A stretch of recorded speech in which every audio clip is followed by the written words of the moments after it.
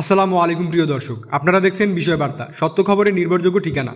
আজকের আলোচ্য বিষয় বাংলাদেশের প্রতিষ্ঠাতা রাষ্ট্রপতি শেখ মুজিবুর রহমানের আত্মজীবনী নিয়ে নতুন এক বিতর্ক। শেখ মুজিবুর রহমানের লেখা বলে প্রচারিত বই অসমাপ্ত আত্মজীবনীকে ঘিরে সাবেক আইজিপি জাবেদ পটোয়ারি সহ 123 জনের টাকা ও ফ্ল্যাট নেওয়ার অভিযোগ আমলে নিয়ে গোয়েন্দা কার্যক্রম শুরু করেছে দুদক। আজ রোববার এক সংবাদ সম্মেলনে তথ্য জানিয়েছেন সংস্থাটির মহাপরিচালক আক্তার হোসেন। উল্লেখ্য, ক্ষমতাচ্যুত শেখ হাসিনা সরকারের সময় আলোচিত বইগুলোর মধ্যে অন্যতম ছিল এই অসমাপ্ত আত্মজীবনী। 2012 সালে বইটি প্রকাশিত হলেও সম্প্রতি দেশের একটি গণমাধ্যমে ভিন্ন তথ্য প্রকাশিত হয়। প্রতিবেদনে দাবি করা হয়েছে বইটি আসলে লিখেছেন সাবেক পুলিশ প্রধান জাবেদ পটোয়ারি এবং তার নেতৃত্বে থাকা 123 সদস্যের একটি দল। এর বিনিময়ে তারা সরকারি পদ, নগদ অর্থ ও ফ্ল্যাট পান বলে অভিযোগ ওঠে। এ ব্যাপারে দুদকের মহাপরিচালক জানিয়েছেন, ঘটনাটির সত্য যাচাই করতে বিশেষ গোয়েন্দা কার্যক্রম শুরু করেছে। 2012 সালে বইটি প্রকাশের পর এর সম্পাদক ও প্রকাশকরা জানিয়েছিলেন, এই আত্মজীবনী মূলত 1954 সাল পর্যন্ত শেখ মুজিবুর রহমানের রাজনৈতিক জীবনের প্রথম পর্বের ঘটনাবলী নিয়ে লেখা। 1966 সাল থেকে 1969 সাল পর্যন্ত কারাগারে থাকার সময় শেখ মুজিব এই আত্মজীবনী লিখতে শুরু করেন। এতে শুধু তার রাজনৈতিক অভিজ্ঞতাই নয়,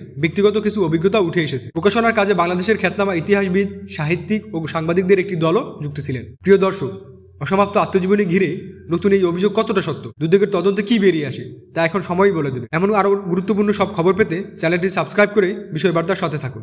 আল্লাহ হাফেজ।